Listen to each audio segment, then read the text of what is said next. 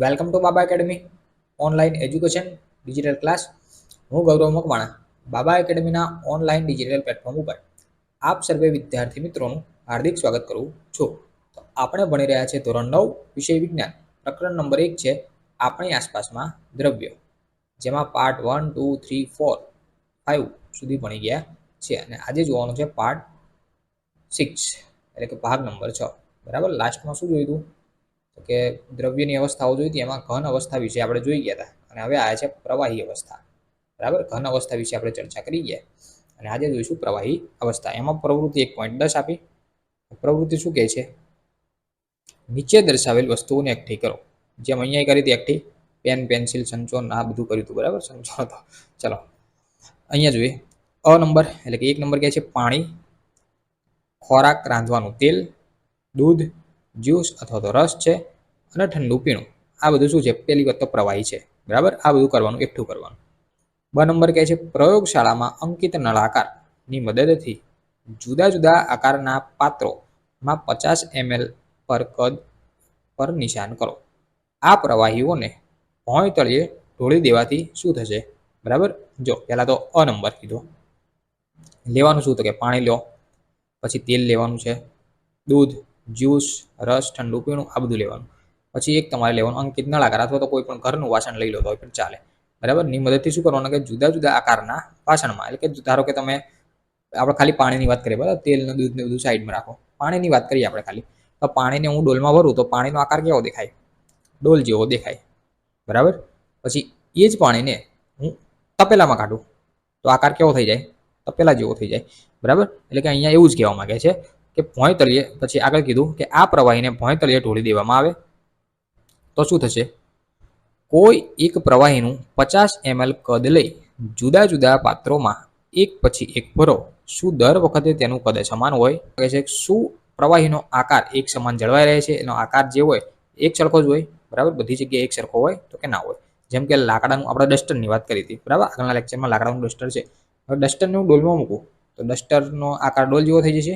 ના થઈ જાય. ડસ્ટર પોતાનો આકાર જાળવી રાખશે. અને ડસ્ટરને ઊંચું કરીને બહાર મૂકું તો બહાર જેવું છે એવું ને એવું જશે, એમાં કોઈ ફેર પડશે નહીં. પણ પ્રવાહી હોય, પાણી હોય તો પાણીને ડોલમાં નાખો તો ડોલ જેવો આકાર ધારણ કરી દે, પાણીને ગ્લાસમાં નાખો તો ગ્લાસ જેવો આકાર ધારણ કરી દે.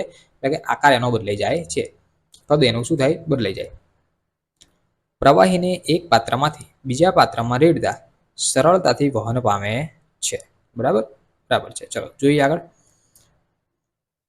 આપણે જોઈ શકીએ છીએ કે પ્રવાહીને નિશ્ચિત આકાર હોતો નથી. પ્રવાહીનો કોઈ નિશ્ચિત આકાર હોતો નથી. જેમાં નાખો એમ જેવું થઈ જાય.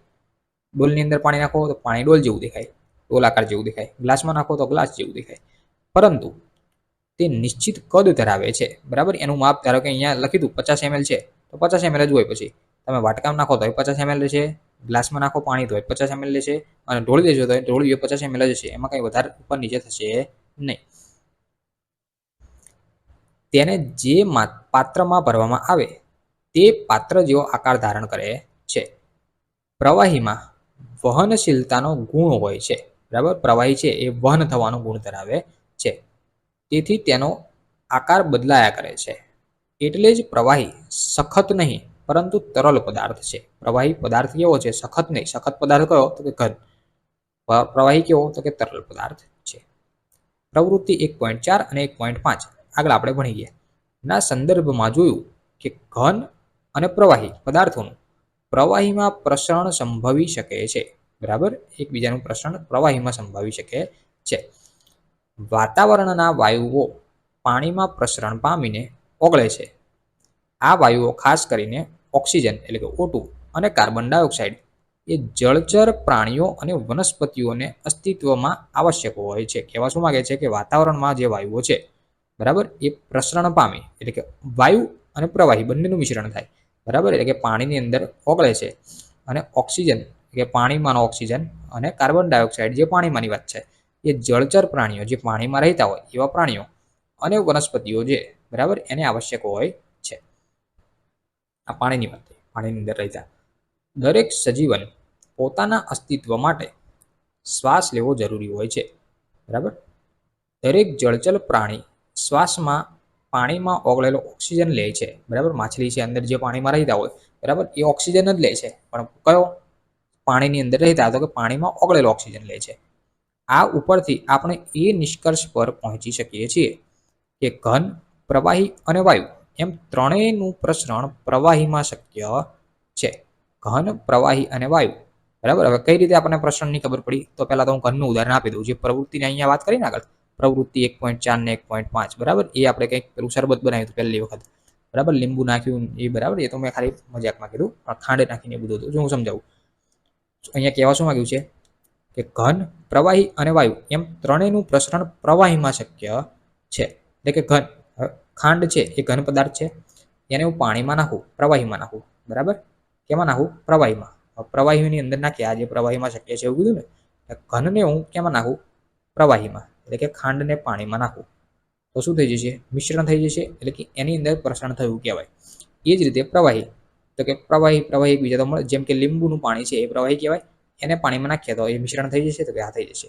અને વાયુની અત્યારે હાલ વાત થઈ, જે પ્રાણીઓ જે છે, જળચર પ્રાણીઓ, એ ઓક્સિજન લે છે પણ કેમાં?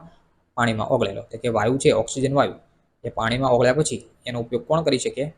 તો કે જળચર પ્રાણીઓ, બરાબર. એટલે કે ત્રણ અવસ્થા છે, ઘન, પ્રવાહી અને વાયુ, એ પ્રવાહીમાં પ્રસરણ શક્ય છે. ત્રણનું ઘનની સરખામણીમાં પ્રવાહીનો પ્રસરણ દર વધુ હોય છે.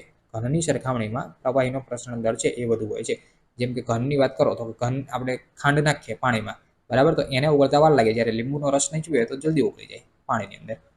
એ શું હોય છે? વધુ હોય છે. કોણ? તો કે ઘનની સરખામણીમાં પ્રવાહીનો દર શું હોય છે? વધુ હોય છે. કારણ કે પ્રવાહી અવસ્થા દ્રવ્યના કણોની સ્વતંત્ર રૂપે ગતિ કરે છે, બરાબર. પ્રવાહીમાં વ્યવસ્થિત સ્વતંત્ર રૂપે ગતિ કરે છે, એટલે વ્યવસ્થિત વળી જાય છે.